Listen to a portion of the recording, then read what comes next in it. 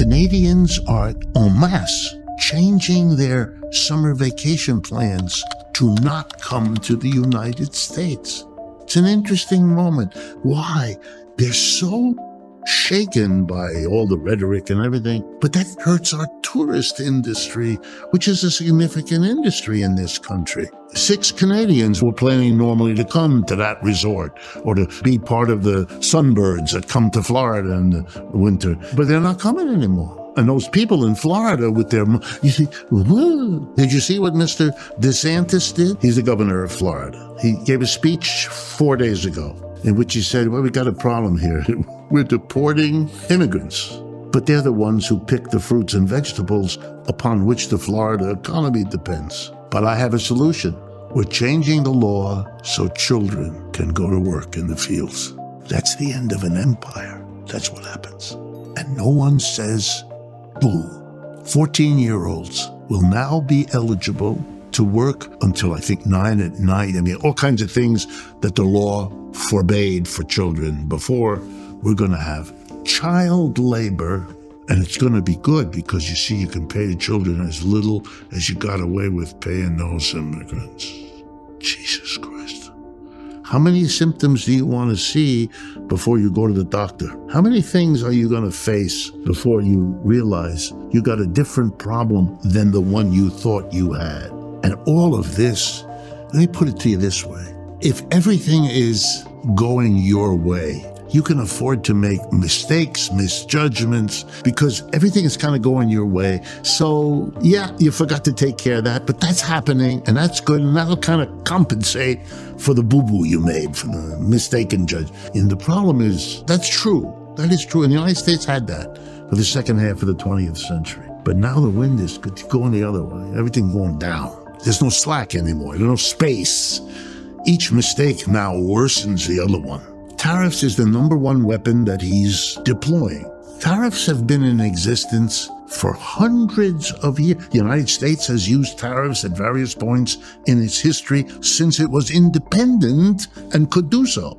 So right after the Revolutionary War, we had the power to do, and we have on occasion done tariffs. Okay, number one. Number two, some tariffs were worked out in deals with the rest of the world and have not occasioned a problem because we gave stuff that we could also benefit from. I'll give you an example. In the 1960s, there was a really serious struggle when the United States wanted to levy tariffs on foreign automobiles. Why?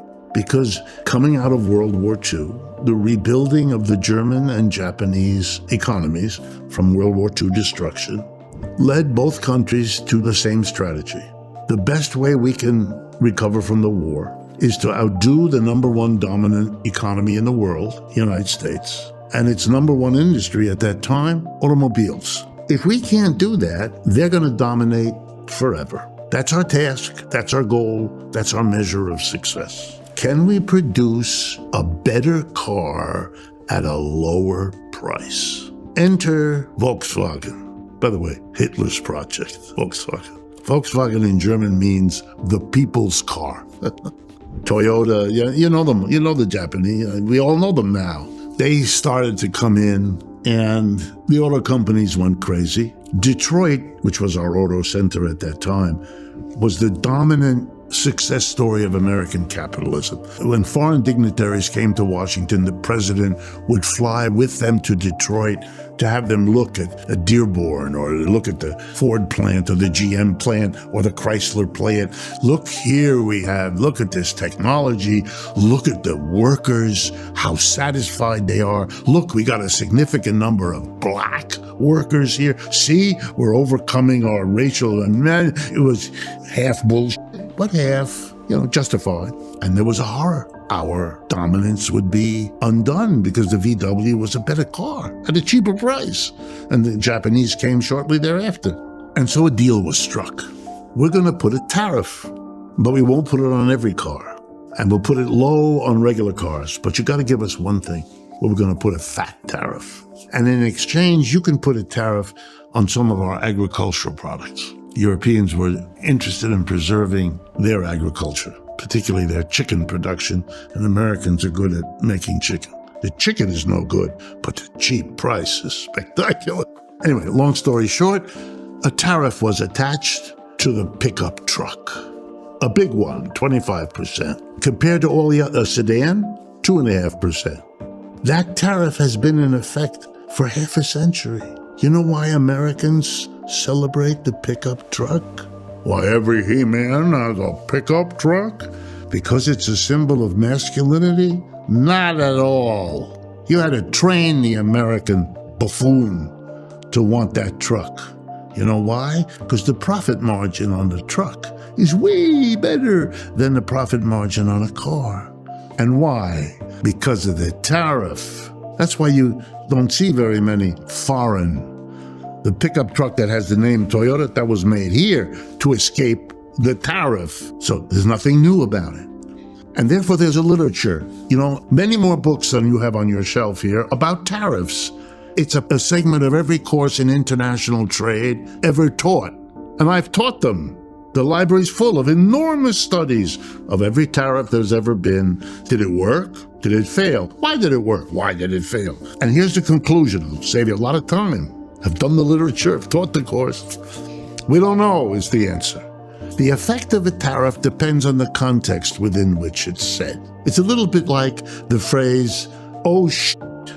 The impact of saying, oh shit, loudly in a group of people depends on that group, who they are, what they're used to. They'll either be horrified or they'll give it no notice, right? That's what a tariff is. So when the president says, I'm going to do this, I'm going to tariff, it's going to have this result, you're talking to a moron. Somebody who is talking right out of the other end because has no idea what he's talking about. What will be the effect of the tariff on Canada? I don't know. And I know he doesn't know. It could be, there's the Hail Mary.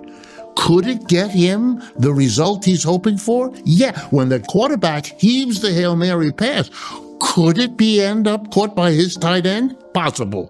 Mr. Trump's policy, if he's luckier than I don't know who, could work out. But as a policy, with his bravado explaining it's so pathetically absurd. People like us, you don't have to be a leftist to understand it. Any half-wit trained economist knows this is first-year economic class in college stuff. He either didn't have it or he's forgotten it. You can't do this. And so I'm here to tell you that the consequences of the tariff could be a serious boost to inflation here. Because remember, a tariff means stuff coming into the country costs more. A bag of coffee coming in from Latin America or from Mexico, for example, costs $100, let's say. He's going to put a 25% tariff. You're going to have to pay $100 to get the bag of coffee, plus $25 to Uncle Sam. That's the tariff. It's a tax. Mr. Trump often says that the tariff is paid by the other country. This is wrong. It's not paid by the other country. It's paid by Americans. Nobody else is billed. The United States can't bill another country for a tax. It's not the way the system works. Nigeria cannot bill us for taxes their legislature passes. It's not the way it works. Okay, so now the coffee will cost to the American buyer $125. Let's say the American buyer is a company called Starbucks. They now have to pay 25% more for their single most important input. You know what's going to happen to the price of your latte?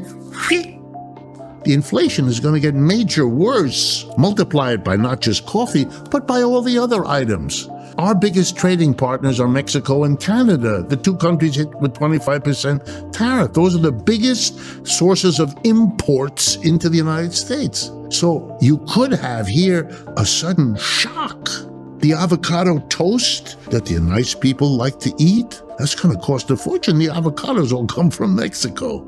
In the morning, you have coffee, which I just told you will go up in price, and into it, you put sugar, which is an imported product. Welcome to America of $20 for your morning coffee. You think the working class is angry now? Oh, wait. Mr. Trump won the election in part by the antipathy towards the Democrats held accountable for the inflation that we had during the Biden presidency. Mr. Trump really wants to do that now, making himself to blame? Because everybody's going to say it's because of the tariffs, and it'll be largely true. And then we ask the question, what will the objects The people hurt, and the Mexicans. Let me do Mexico because it's wonderful. It's so horrible, it's wonderful. We are deporting into Mexico more than any other country. Millions of undocumenteds that are being collected by ICE and sent over the border into Mexico. What's in Mexico for them? Nothing. There are no jobs in Mexico, not for millions of people suddenly arriving. This is a catastrophe, but we're just beginning. Those millions who were working here in the United States, the millions of Mexicans all around us, they were taking a portion of their weekly salary and sending it back to Mexico for their grandma and their grandpa and their children that they left behind. This was, and I know the numbers, 18% of the GDP, if I'm not mistaken. A huge cash inflow to the Mexican economy. Go on. You return to workers for whom there's no work, and you cut off the source of income, and now you're saying, but you can't export anything to America anymore because we got a tariff against you, and a lot of people aren't going to buy $125 bag of coffee because they'll turn to tea. What is Mexico going to do? Where is Mexico? And in Canada, it's different. Canada sells us lumber. We're going to put a 25%. You know what? Nobody can afford to build houses in America now. Add 25% to the cost of lumber, kiss it goodbye.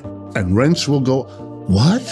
Half of this country uses electricity from Canada, the Midwest, brings Canadian electricity because Canada has oil, gas, and can generate masses of it. What is Canada going to do with its lumber, with its Oh, I know. There is a place that will buy all the electricity and all the lumber. It's called the People's Republic of China. Having a real competitor for the first time means everybody has options they never had before. The real effect of Mr. Trump's policies and I haven't even gone through the impact on China or the impact on Europe, and he's throwing tariffs on them too. You could have a concatenation of events in which the unthought through strategy of Mr. Trump doesn't yet take into account that there's another competitor who can buy if you don't, who can sell if you don't. You're not what you were. In the latter half of the 20th century, it all made a kind of sense. The United States says jump and everybody asks how high, but we're not there. It's over. The empire is on its way down. You can live with that. You can make that decline manageable. You can avoid a trauma, or you cannot. For every example of an empire that went down traumatically, I can give you one that didn't, and vice versa. That's a choice we have if we take it seriously, which our leaders do not. Mr. Trump has said he may well have imposed 25% tariffs on both Canadian and Mexican goods. That's what he said. And he had promised to do that earlier, so they're consistent. That violates the treaties that were initially signed by Mr. Clinton, the NAFTA, and then rewritten and re-signed by Trump himself in his first presidency with a new name. But it's basically a common market between the United States, Canada to the north, Mexico to the south. It meant that goods could move between them without tax, no tax being applied by any of the three countries to any of the other. He's abrogating that. He's not having a conference to discuss it. He's not having meetings with the leadership to talk about unilaterally abrogating, which is the politest way you can put this. Violating would be another term.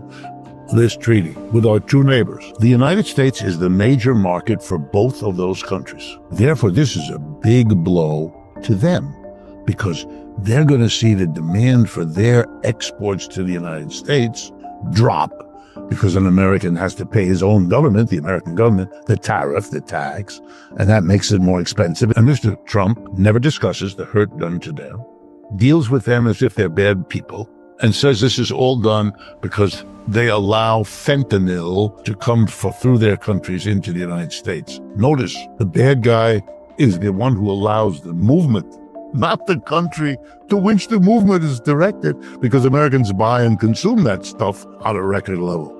No, Mr. Trump says to reshore America. Because if it's too expensive to bring the object from Canada in or from Mexico in, the hope is that the producer will come back to the United States, make it inside, because then there's no tariff that's applicable. I'm not going to discuss the obvious, and I'm glad you're smiling because it really is childishly obvious, that a producer in Canada or Mexico would be nuts to come here right away because he doesn't know how long Mr. Trump will stay with this policy. He doesn't know whether it'll disappear when Mr. Trump disappears, and it's very expensive. We also don't know whether the company affected like this will leave Mexico and go across its southern border into Guatemala, another place which doesn't have a tariff, but then it can't risk doing that because Mr. Trump will put the tariff on against the Guatemalan goods. So let's assume that some reshoring takes place. Some companies at the margin will come in to the United States and produce here at home, the ostensible goal and purpose of all of this. That would mean an increase in the demand for labor because those companies, instead of hiring Mexican and Canadian workers, by coming back, would be hiring American work, which is the ostensible purpose. Okay, the supply of labor is going down and the demand for labor is going up. What is that supposed to do with demand and supply analysis?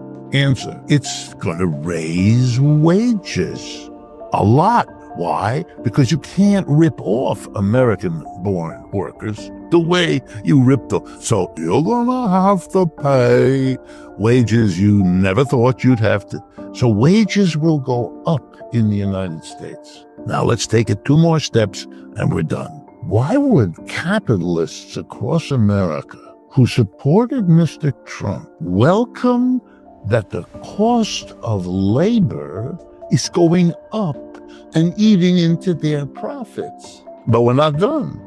Because when Mr. Trump imposes a tariff, one of the results, the textbooks are full of this, is called retaliation. Other countries can put tariffs just like we can, which means American companies who export are going to have the same problem.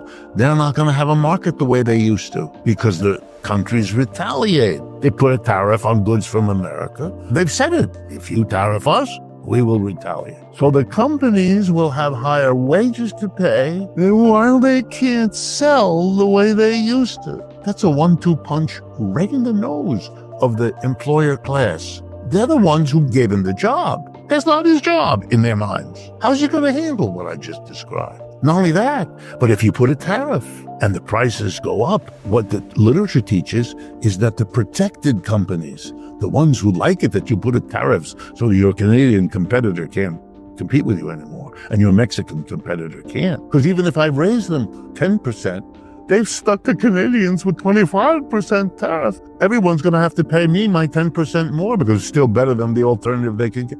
You know what that means? You're going to get an inflation. Is it possible that other things, which I don't have the time, but if you want to, we can go there, that other things will neutralize what I just said? That's possible. That's what I meant by a Hail Mary pass. What he's doing is ridiculous economically. And so maybe his rejoinder, or someone who's smarter than him might be able to do, is to say, yes, but if this, and this, and this happen, well, that's possible. It's always possible. But it's not the logical thing to expect. And to expect it from someone who never mentions any of these things, even though, as I hope I've showed you, they're as simple as apple pie. There's no mystery here. There's nothing complicated. And the literature about these things is full of all of this. Not a word of what I just said to you is original to me. Not at all. So all I can tell you is, with this level of contradiction, at the basis of what is being proposed here, you're looking at a really strange phenomena unfolding. Ever since NAFTA, we're now talking 30 years. For 30 years, the United States actively encouraged enterprises, American and foreign, to set up shop in Mexico and Canada in order to take advantage of the whole point and purpose of NAFTA, which was the free trade area. And he simply, Mr. Trump, by what he's doing, is nullifying much of that investment, making it worthless. 25% if he actually means it. And if it doesn't work, who knows? He may raise it. He's raised tariffs elsewhere. I believe today, at some point, he's going to raise global tariffs again. What capitalist in his right mind would undertake to move production, say, out of China or out of Vietnam or out of anywhere, and either back to the United States or to Mexico or to Canada? In a situation like this, that would be lunacy. It takes years to move production. It takes huge amounts of money. At best, it's a risk. But with this president and the way he acts and the level of problems he's encountering, you'd be even crazier than normal to undertake. So the promise of Mr. Trump to reshore American industry by virtue of these tariffs is ridiculous. That's not going to happen. It's kind of an economic warfare. That's what the sanctions against Russia were. Look how well they did. Not at all. This is just another version by the same idea. Use the economic power of the United States as a bomb threat all the time. But these threats are becoming empty. The sanctions against Russia, the Russians mocked them, and they're the ones laughing all the way to the bank.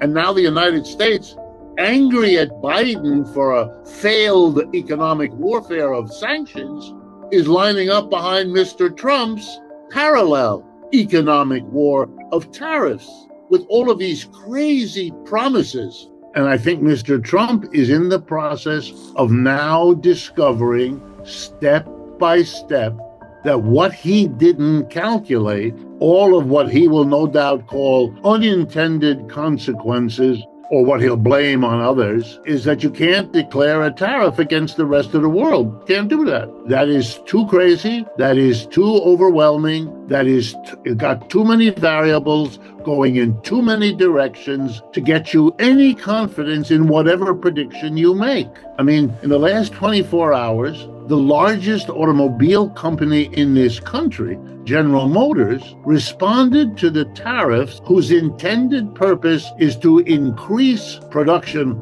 industrial production in the United States, by explaining that they are decreasing it and increasing production of cars in Mexico. And von der Leyen calls up Mr. Trump, says we can't meet the extension of the tariff game